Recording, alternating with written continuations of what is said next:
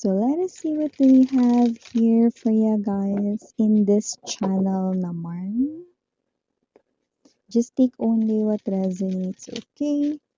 And thank you so much kay Archangel Michael together with the guardian angels and ancestors of Collective. Let us see your energies in this channel naman.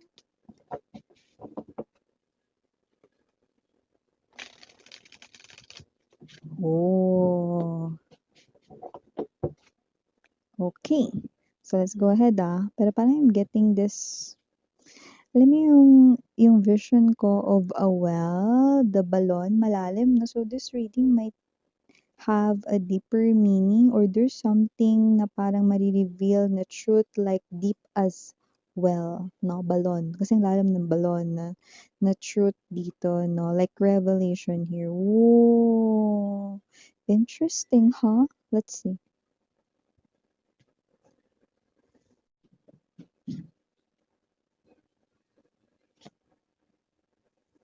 Oh, okay.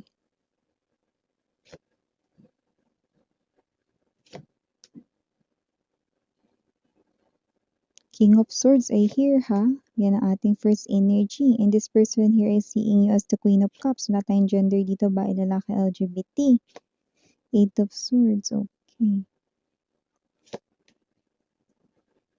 3 and 4 of Cups ay here din. Center ng reading ninyo. Oh, we have the Tower here. Okay. Yeah. Look at that. The 8 of Wands in the Tower here. Bottom of the deck, we have the Hierophant. Oh, yeah. I know. Hermit. Okay. Top Cups.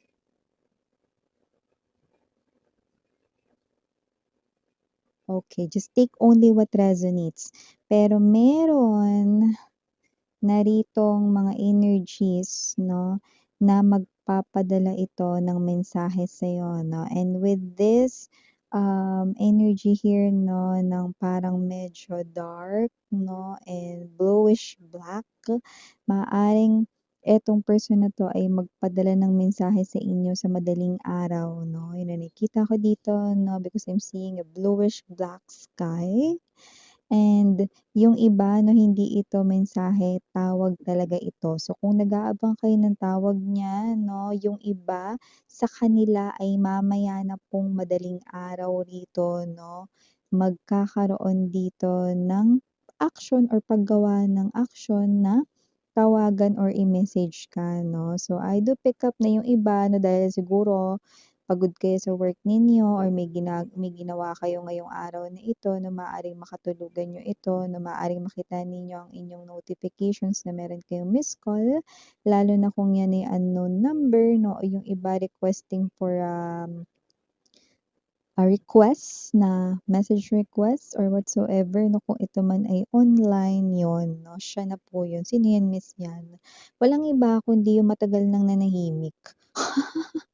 Matagal hindi nagparamdam pero buhay pa pala.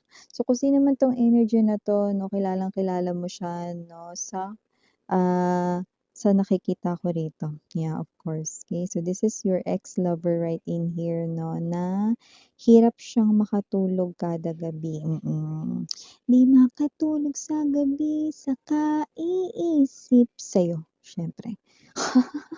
Hindi siya makatulog dito sa kakaisip sa'yo, kaya oras na para tuldukhan ang paghihirap na ito. May mga mauuna na po sa kanila rito ngayong araw na ito ay magme-message sila sa'yo, sa madaling araw. Okay, so nakikita natin dito yung iba tatawagan kayo niyan. Okay, unknown number man siya rito or hindi siya unknown number, bahala kayo. Kayo na makapag-usap diyan, tutal naman person niyo 'yan. Alam niyo naman taga-balita lang ako, kumare ninyo. So yun nga 'no, bago natin pag-usapan ito more, batiin muna natin everybody. Hi and hello there everyone, my name is Yan. Welcome new subscribers. Returning Istambares Kapuyaters, maraming salamat.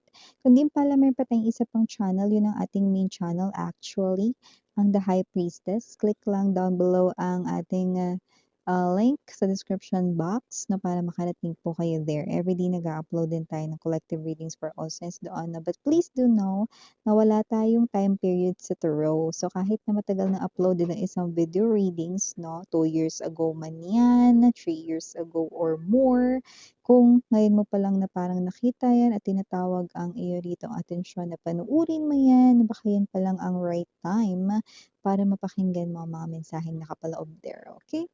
And yes, wala tayo dito 'no, na pilitan. Piliin lang yung mga mensahe na gusto mong i-claim at iwan naman ng iba kasi baka yun ay for other viewers naman. Okay, kumbaga piliin mo lang yung mga nagre-resonate or magre-resonate sa iyong messages, okay? So, let's go back na dito sa ating pinag-uusapan. We have the King of Swords to the Two of Wands. Ang tagal niyo na rin pinag-iisipan, no? Na, alam mo yon, na bumalik na dito talaga sa'yo. Okay, and finally, ito na yung araw na yun. Nakikita ko dito na ang tagal niya rin ditong nalugmok sa lungkot. Yun na nakikita ko dito, no? At itong person na 'to ay may energy rin dito ng parang medyo nawawalan na siya ng gana rito mabuhay. Huwag kang mag-alala, wala naman siyang suicidal thoughts 'no. Sa katunayan 'no, nasasaktan nga siya rito 'pag kinagat siya ng insekto or langgam, eh. So, nakikita ko na hindi niya kaya ritong saktan ang kanyang physical body 'no, I'm telling you. Eh, maumpog nga lang yung tuhod nito, eh, sasaktan na siya. Ang kitling pa ang sarili niyang buhay. Naku, Mars, ka maniwala. So, nakita natin dito that this person right in here, eh, bukod sa hindi niya kayang gawin yan, tama lang naman yun dahil una sa lahat at magkaroon siya ng takot sa Panginoon, sa Diyos, no? Eh, nakikita ko rin kasi na gusto ka pa niyang makasama rito.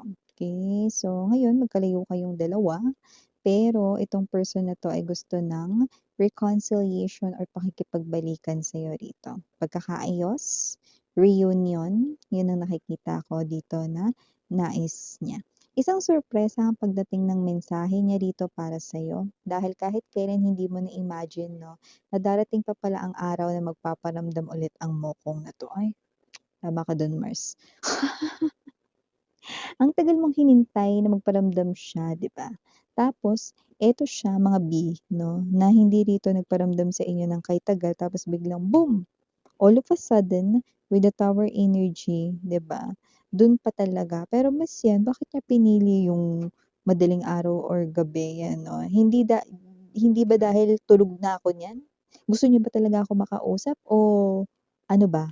Iistorbo lang ba siya kasi patulog na ako? Eh, wala doon, 'no? Kaya siya dito madaling araw magpapadala ng mensahe sa'yo, 'no?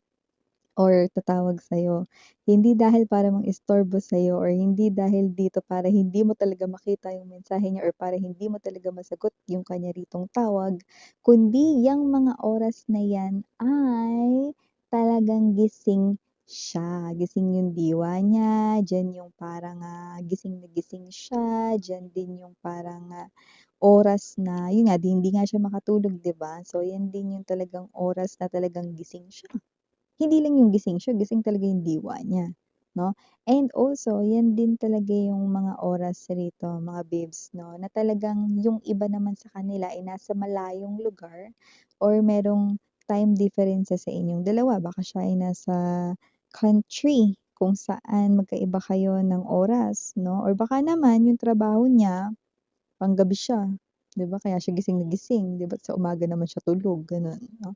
So, whatever the case may be, just take only what resonates, okay? So, nakikita ko rito na itong tao na 'to 'no, ay, may energy rito ng hindi siya nakainom rito ha, walang gano'n. Actually, tinatanggihan niya ngayon 'no, ang mga inuman at mga gala with friends. Oh, bago yan miss yan, dati isang tawag lang sa kanya ng mga kaibigan niya, one chat away lang siya, one call away lang siya, andun na siya, mabilis pa siya sa 4:00.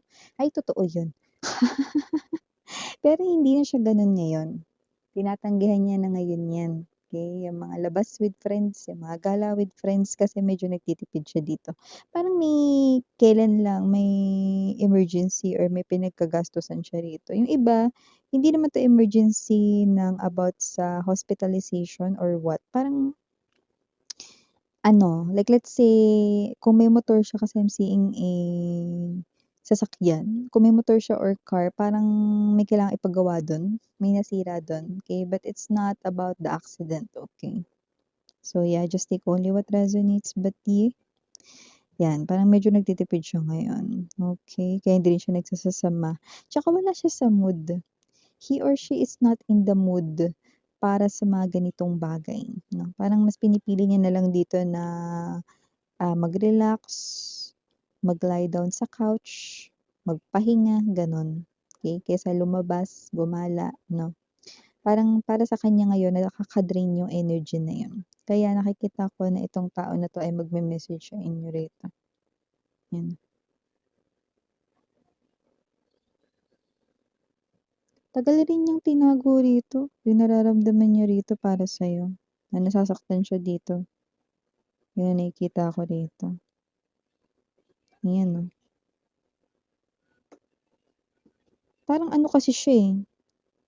Okay? With the mass right in here, parang ano kasi siya,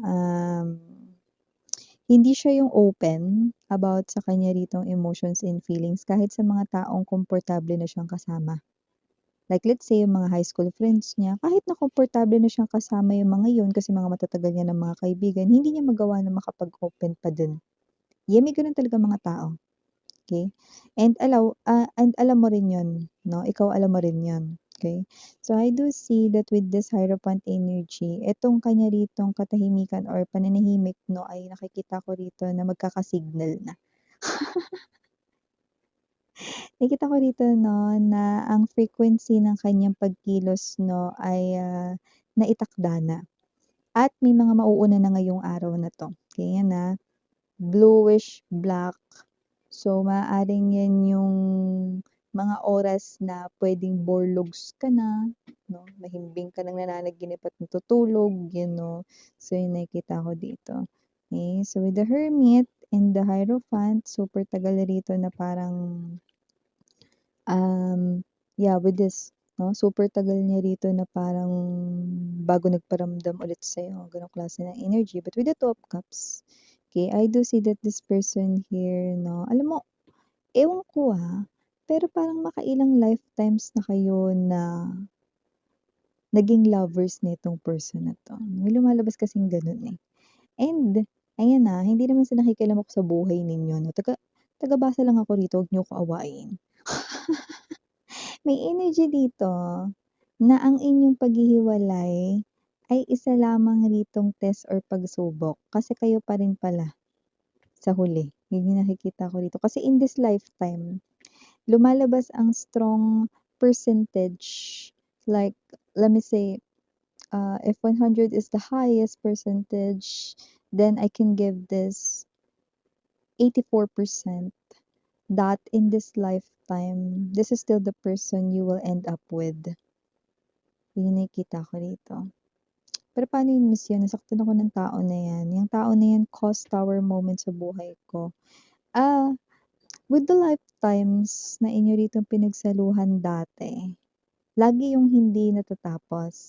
Laging ang ending nun ay hindi kayo nagkakaroon ng happy ending. Okay? And nare-repeat yun ang nare-repeat. But with here, I do see that this time this is different. Kasi in this lifetime, nakikita ko na yung hindi ninyo rito, um, hindi ninyo pagkakaayos dito ay iba na sa lahat ng mga lifetimes na pinagdaanan ninyo. Kasi ngayon, binibigyan na kayo ng pagkakataon dito, no, na magkaayos at maipagpatuloy talaga ang pagmamahalan ninyo. Yan, no. Kumbaga, parang na-repeat ulit kasi hiwalay kayo ngayon, na-repeat ulit na naman yun.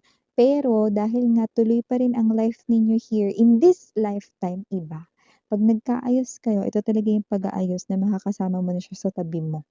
At kahit hindi mo siya rendahan or hindi mo siya rito itali sa'yo, okay, this person here will not go anywhere. Okay? Yun yung nakikita ko rito. So, this person here, high chance that this person is really destined for you. Okay? Kahit ayaw mo ngayon. But yeah, just take only what resonates, okay? So, yeah, initials na tayo here. We have capital letter G. capital letter J, capital letter P, capital letter N, capital letter M, capital letter O, capital letter C, and capital letter Z. For small letters, we have Y, A, Q, O, E, D as in dog, and last but not the least, we have T. So, ito yung mga mensahe na kuha ko right here for you guys. Sige, name yan na only for the girls and yan na do not for the boys. Sarang hey, love and light. Annyeong.